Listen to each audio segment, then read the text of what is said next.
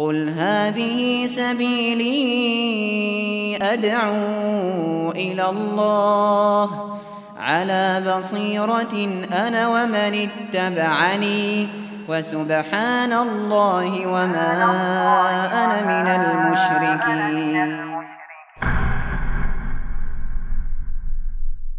Bismillahirrahmanirrahim. Assalamualaikum warahmatullahi wabarakatuh. Innal hamdalillah nahmaduhu wa nasta'inuhu wa nastaghfiruh wa na'udzu billahi min shururi anfusina wa min sayyiati a'malina. May yahdihillahu fala mudhillalah wa may yudlil fala hadiyalah. Wa asyhadu an la ilaha illallah wahdahu la syarikalah wa asyhadu anna Muhammadan abduhu wa rasuluh. Allahumma shalli ala nabiyyina Muhammad wa ala alihi wa man tabi'ahum bi ihsanin ila yaumiddin. Allahumma anfa'na bima 'allamtana wa 'allimna ma yanfa'una wa zidna ilma. Alhamdulillah, para jamaah sekalian, ikhwani fiddin wa akhwati fillah rahimani wa rahimakumullah. Kita bersyukur pada Allah Subhanahu wa taala atas nikmat dan karunia yang telah Allah anugerahkan kepada kita sekalian, sehingga di kesempatan pada maghrib ini kita kembali melanjutkan pembahasan kita dari dua pembahasan nantinya, yaitu pertama kita akan membahas dengan kitab Lum'atul I'tiqad karya Ibnu Qudamah Al-Maqdisi. Taib, beberapa riwayat kita bahas lagi tentang kalamullah. Kita masih melanjutkan tentang pembuktian bahwasanya Allah Subhanahu wa taala itu punya sifat kalam. Yaitu Allah Subhanahu wa taala punya sifat berbicara.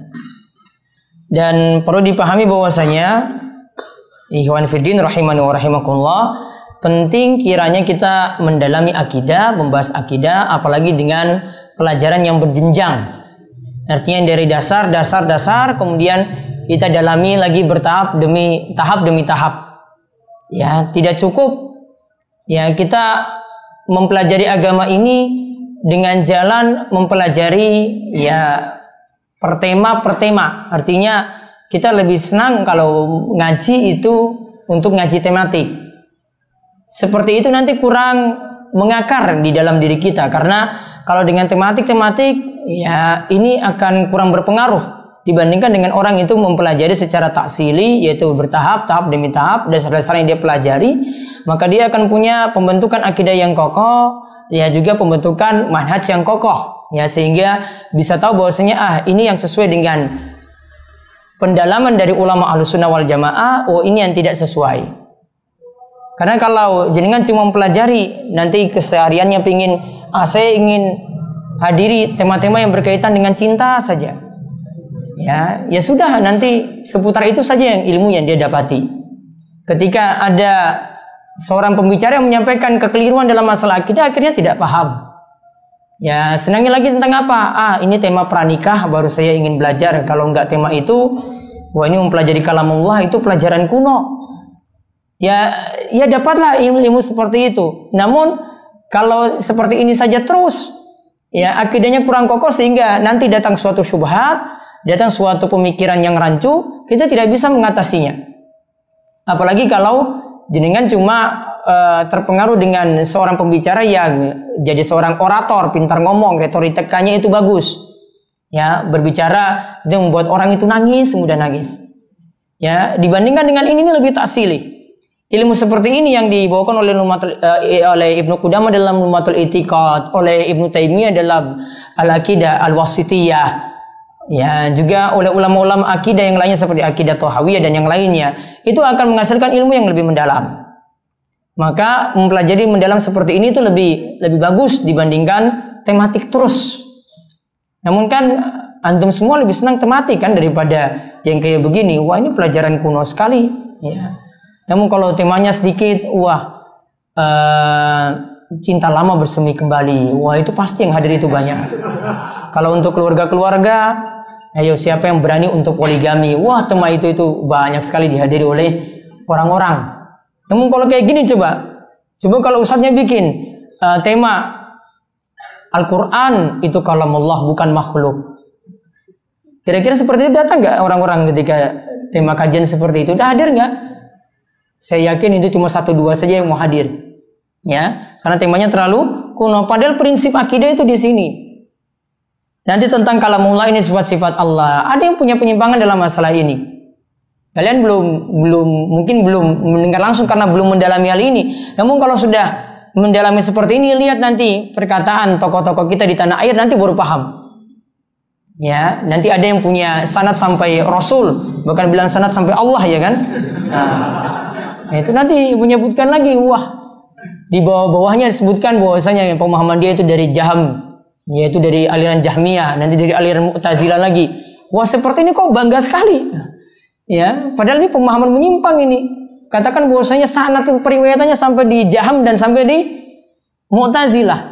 Ya. Wah, ini kok bangga sekali punya sanad periwayatan semacam itu.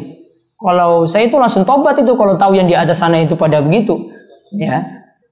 Karena ini periwayatan yang keliru. Orang awam kalau dengar kayak gini, oh iya ya, betul ya, sanad ini sampai Allah luar biasa. Bukan sampai Rasul lagi ini, sampai Allah langsung, sampai Rasul, kemudian Jibril, kemudian sampai Allah Subhanahu wa taala. Masya Allah, saya kalau orang awam cuma iya, cuma gumun aja kata orang Jawa itu, gumun. Padahal nggak tahu sesatnya di mana itu. Padahal ketika itu dia sebutkan coba, ya, kalau ada yang menetapkan tangan Allah, ada yang menetapkan wajah Allah, itu semuanya butuh ditakwil, iya kan? Semuanya butuh ditakwil. Sudah dibantah di sini di Lumatul I'tiqad. Kalau pelajari Lumatul I'tiqad, mempelajari kitab-kitab akidah ulama yang lainnya, dapat jawabannya. Oh, ternyata ini yang dipelajari, ini keliru, ini pernyataannya menyelisih akidah ulama Ahlussunnah wal Jamaah. Kalau itu akidahnya Asy'ariyah, akidahnya Mu'tazilah, akidahnya Jahmiyah seperti itu. Dalam pemahaman asma wa sifat. Kalau kita nggak pernah pelajari, nggak pernah tahu. Ya, makanya orang awam itu cuma tertarik, wah, ini retorikanya bagus orang ini. Penyampaiannya bagus.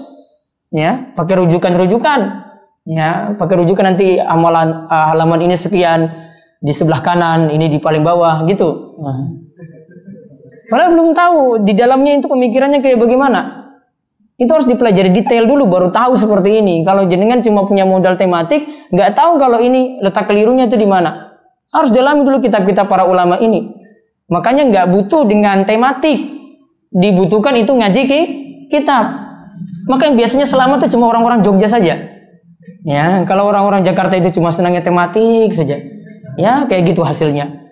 Ya, sedikit ada subhat, sedikit juga ya bingung ya. Yang salah satu ustadz favoritnya dikritik nanti yang ini pada bantai habis lagi. Ya, padahal nggak tahu kalau kelirunya itu di mana. Ya. Kita satu lagi memberikan jawaban untuk masalah-masalah tertentu itu nggak bisa. Ya, kita mengkompromikan semua pendapat itu diterima nggak?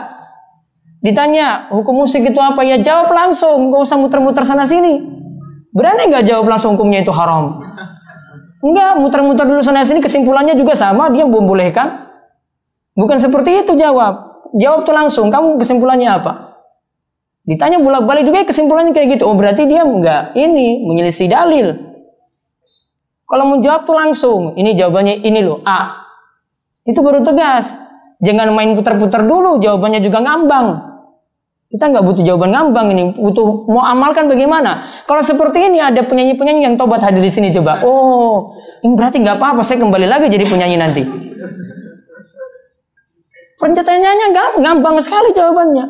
Kita nggak butuh jawaban seperti itu, jawaban pasti ini jawabannya apa?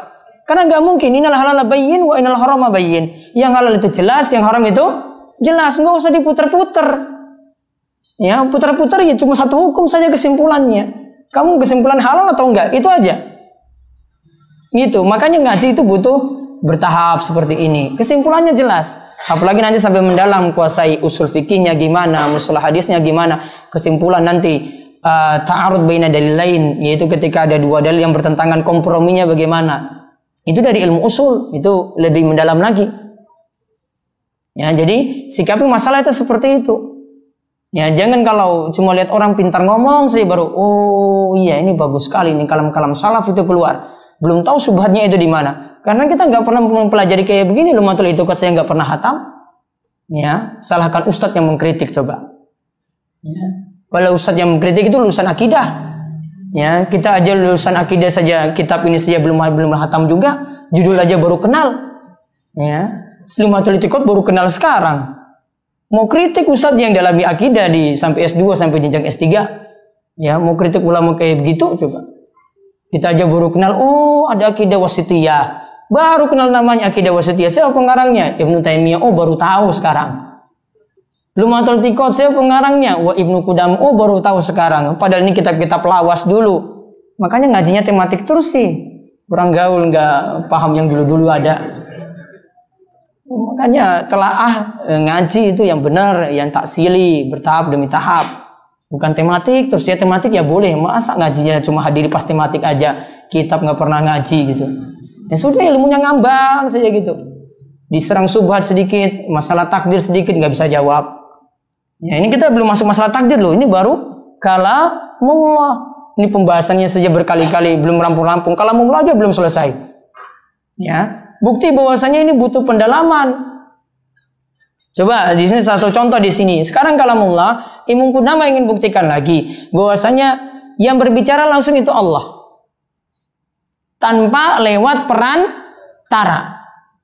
Jadi ketika berdialog dengan Nabi Musa alaihissalam, Nabi Musa nanti bertanya kepada Allah, "Ya Allah, itu engkau yang berbicara langsung ataukah lewat perantara?" Nanti Allah jawab ketika itu, yang berbicara ini adalah saya. Tanpa ada perantara. Nah, kita lihat di sini dalam riwayat sebuah asar dari Musa alaihi salam. Pada suatu malam Musa itu merasa takut dan cemas karena melihat api. Kemudian ketika itu fanadahu rabbuhu ya Musa. Ketika itu Rabbnya yaitu Allah Subhanahu wa taala memanggil Musa, "Wahai Musa." Fa ajaba sari'an istinasan bi sauti faqala labbaik labbaik. Allah manggil Musa, "Wahai Musa." Musa pun segera menjawab karena merasa tenang dengan suara itu. Artinya kalamullah itu mengandung kenikmatan. Berarti kalau kalamullah itu mengandung kenikmatan, kita itu tenang, berarti membaca Al-Quran itu membuat kita itu tenang. Ya, mendengar Al-Quran itu membuat kita itu tenang. Bukan asik-asikan dengan musik disco, dengan campur sari. Bukan, itu nggak pernah membuat tenang. Namun dengan kalamullah tadi, Musa mendengar kalamullah tadi, Allah berbicara, langsung mendapatkan ketenangan. Maka ketika itu Nabi Musa menjawab, labbaik, labbaik, aku memenuhi panggilanmu wahai Rabbku, aku memenuhi panggilanmu wahai Rabbku. Asma'u sautaka, aku mendengar suaramu ya Allah. Namun di sini kata Musa, wala ara makanaka, namun aku tidak melihat tempatmu itu di mana. Allah berbicara, namun Nabi Musa alaihissalam tidak bisa melihat Allah ketika itu, karena dia masih di dunia. Fa aina anta? Nabi Musa bertanya, "Di mana engkau ya Allah?" Faqala ana. Saya, kata Allah Subhanahu wa taala berfirman, "Fauqaka." Aku berada di atasmu, wa amamaka, berada di depanmu, wa an yaminika, wa an shimalika. Aku berada di kananmu dan kirimu. Fa alima anna hadhihi sifah la tambagi illa lillahi ta'ala. Sifat seperti ini ada di atas, ada di depan, ada di kanan, ada di kiri. Wah, sifat seperti ini menunjukkan sesuatu yang besar. Dan ini tidak mungkin kecuali ini adalah Allah. Ya, ini tidak mungkin kecuali itu adalah Allah. Kemudian ketika itu lalu Musa bertanya, "Kadzalika anta ya ilahi." Jika demikian engkau itu adalah Tuanku, engkau itu adalah sesembahanku, engkau itu adalah Rabbku. Apa kalamaka asma'u am kalama rasulika? Coba perhatikan kalimatnya ini. Apakah perkataanmu ya Allah yang aku dengar langsung, ataukah ini utusanmu? Jadi bisa jadi ada dua kemungkinan kan? Kita berbicara langsung, ini kalau ini di depan sini saya berbicara langsung, atau ada orang yang lain yang menyampaikan suara saya, kan bisa dua kemungkinan. Maka ketika itu Allah itu menjawab, bal kalami ya Musa. Akan tapi wahai Musa, ini yang benar, ini adalah perkataanku langsung, yaitu perkataan Allah Subhanahu wa taala langsung. Maka berarti kesimpulannya apa? Siapa yang berbicara langsung? Allah. Maka kesimpulannya kita menetapkan Allah itu punya sifat berbicara. Ya, Allah punya sifat berbicara. Kemudian yang kedua, ya berarti ini sudah membantah perkataan Jahmiyah. Jahmiyah yang menolak sifat kalam Allah. Jadi jangan nganggap Jahmiyah itu bahwa aliran selamat. Jahmiyah itu bawa pemahaman sesat. Ya. Jahmiyah itu membawa pemahaman sesat. Jadi jangan lihat rentetan sanad tadi sampai di Jahm tadi, ya, kemudian bilang wah, gumun dengan sanadnya sampai di Jahm. Itu sanad sampai di Jahmiyah loh itu. Menolak kalamullah. Berarti kalau kita menetapkan kalamullah, berarti pemahaman Jahmiyah terbantahkan. Atau Jahmiyah itu mengatakan suara itu dititipkan pada suatu benda.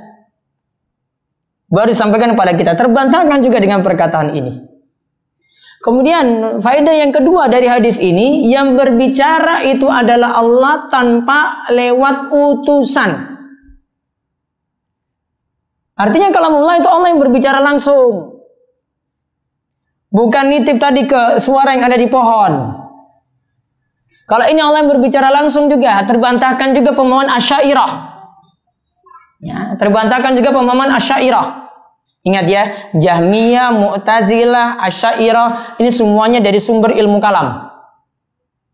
Kalau mau jadi ahli kalam yang sangat-sangat pintar, kuasai 3 aliran ini. Yaitu apa tadi? Jahmiyah, Mu'tazilah, Asy'ariyah. Bingungnya banyak. Ini jadi orang kebingungan. Dalil sudah sangat jelas, otaknya dipakai untuk putar-putar dalil. Coba lihat tadi perkataan tadi. Tangan Allah, wajah Allah, ditakwil dulu kan? Sedangkan kalau Ahlussunnah wal Jamaah nerima, sudahlah saya terima ini tangan Allah, saya terima ini wajah Allah, sudah gampang. Saya imani saja, selesai. Namun kalau jenengan pakai takwil-takwil lagi, butuh lagi langkah yang kedua, langkah ketiga lagi. Sekarang ditakwil. Takwilnya itu kemana? Akhirnya takwilnya ke sifat 20. Hafal sifat 20? Hah? Masih hafal? Nah, sifat 20. Ditakwil ke sifat-sifat yang sudah ada.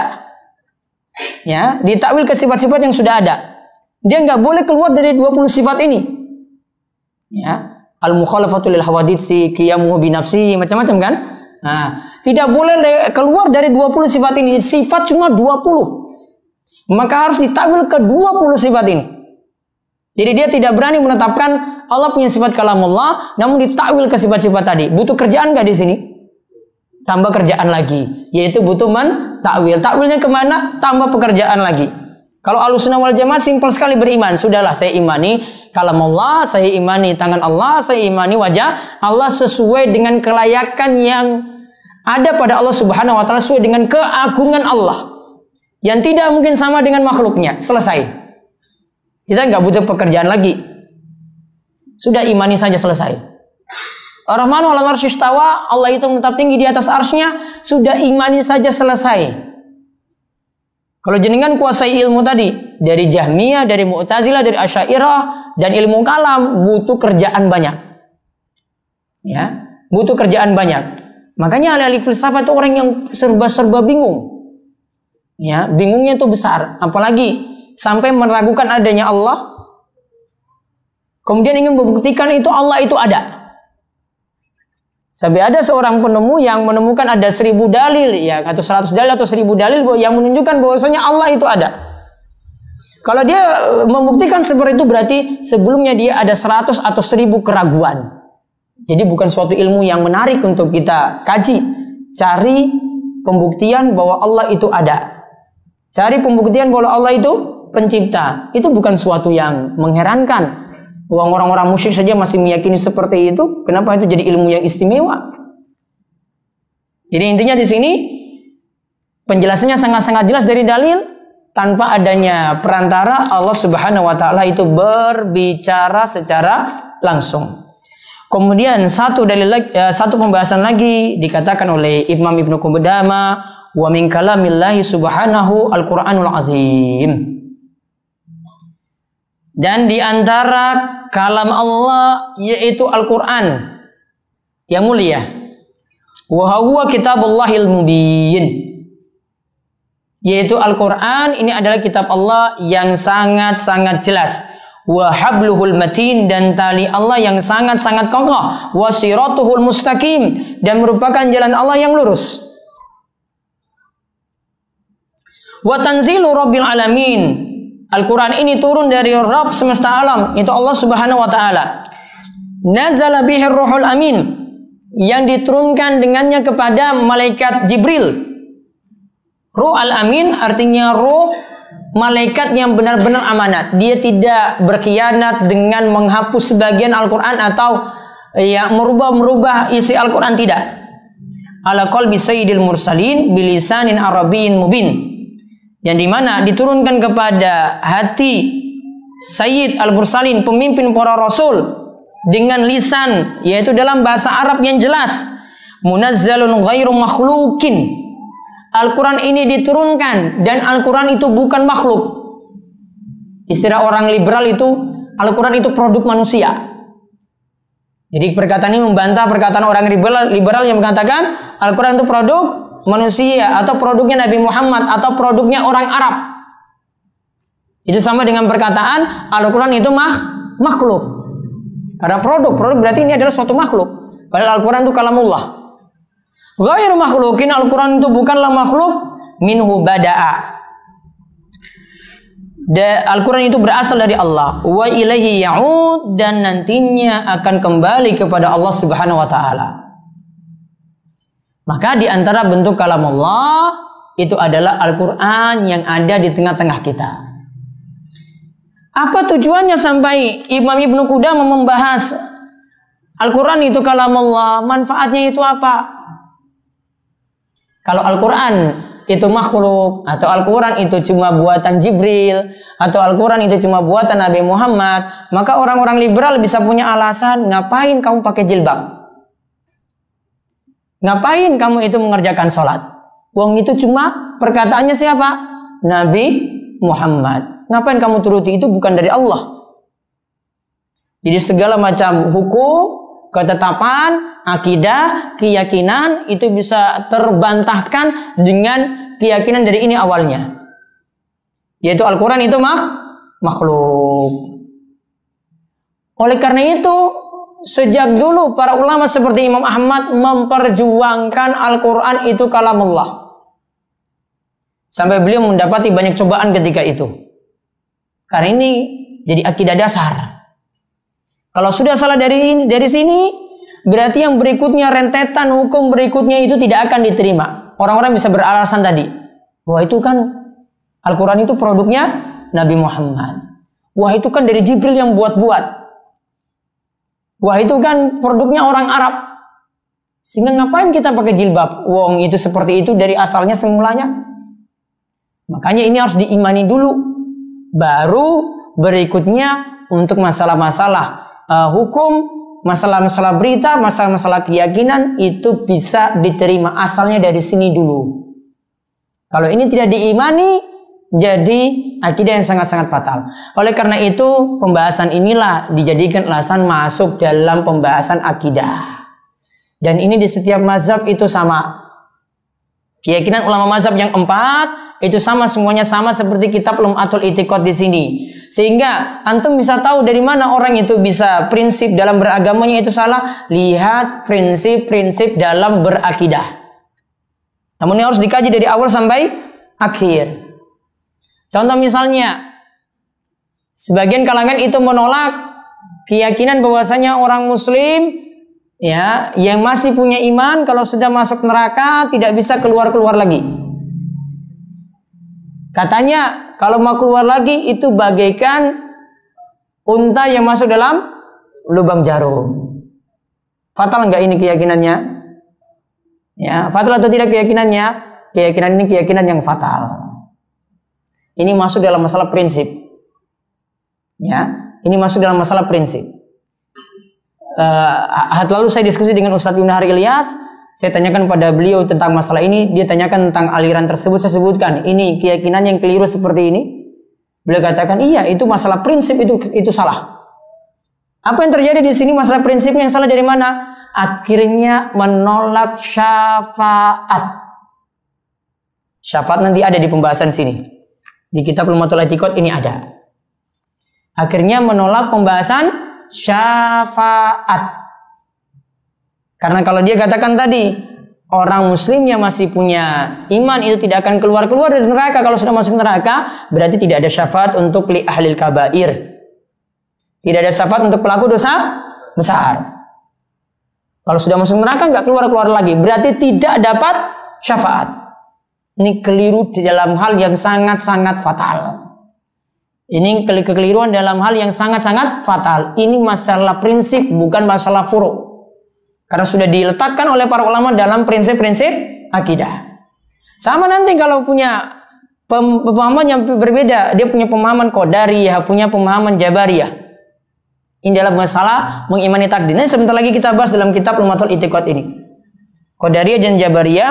Kalau qadariyah itu menolak takdir. Dia itu menolak takdir.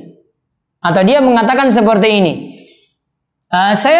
Orang ini mendapatkan jodoh, ketika sudah mendapatkan jodoh barulah nanti Allah Subhanahu wa taala tetapkan takdirnya. Kalau sudah mendapatkan jodoh baru Allah tetapkan takdirnya. Kira-kira kalimatnya keliru enggak? Kelirunya di mana? Allah baru tahu sekarang jodohnya. Sebelumnya tahu enggak? Sebelumnya tidak tahu. Ilmu Allah nanti ditolak sejak qadim, sejak dulu, ya. Dan baru muncul saat ini ketika dapatkan jodohnya, nah itu jadi takdirmu. Ya, itulah jadi takdirmu nanti. Jadi dia tidak menetapkan takdir Allah sejak dulu itu ada. Memahami takdir itu mudah, simpel sekali. Manusia bisa cari jodoh tadi, ya jodoh itu harus dicari, nggak mungkin dia cuma tunggu saja di tempat kos gitu tiba-tiba jodohnya datang, nggak mungkin. Ya, dia harus cari jodohnya itu di mana. Namun setelah dia cari, apakah takdir Allah berperan di sini? Iya. Takdir Allah berperan di sini. Allah sudah takdirkan jodohnya sejak dulu itu ada. Tidak mungkin Allah itu baru tahu ini loh. Ketemu pas di Karangbendo ini, wah ini ketemu jodohnya di sini. Allah baru tahu saat ini, wah ini kesalahan fatal sekali. Berarti menolak takdir yang sejak dulu ada. Padahal takdir itu kita imani, ilmu Allah sejak dulu itu ada. Ketika itu terjadi juga ilmu Allah itu ada. Jadi kita itu tetap punya usaha. Kita tetap punya usaha. Namun semuanya itu harus sesuai dengan takdir Allah. Apakah di sini sifatnya memaksa? Tidak. Wong kita tahu takdir kita itu kalau sudah terjadi. Gak mungkin kita tahu, oh ini jodoh saya, ini saya sudah tahu dari kemarin. Gak mungkin. Iya kan? Gak mungkin. Baru tahu itu adalah jodohmu ketika itu sudah dapat. Kalau belum dapat, ya belum tahu itu takdirnya. Jadi dari sisi kita harus anggap berbeda dengan dari sisi Allah. Kalau dari sisi Allah, Allah itu tahu sejak dulu. Namun kalau dari sisi manusia, baru diketahui ketika hal itu terjadi. Saya kecelakaannya itu sudah jadi takdir. Oh, saya baru tahu saya kecelakaan dari mana? Dari saat ini. Bukan dari kemarin saya tahu besok kecelakaan. Ya, bukan dari kemarin. Itu ilmu Allah, beda dengan ilmu kita. Jadi mengimani takdir itu mudah sekali. Makanya saya mohon, ya antum tuh lebih dalami masalah ini dibandingkan dengan masalah-masalah yang lainnya. Ya, ini masalah prinsip.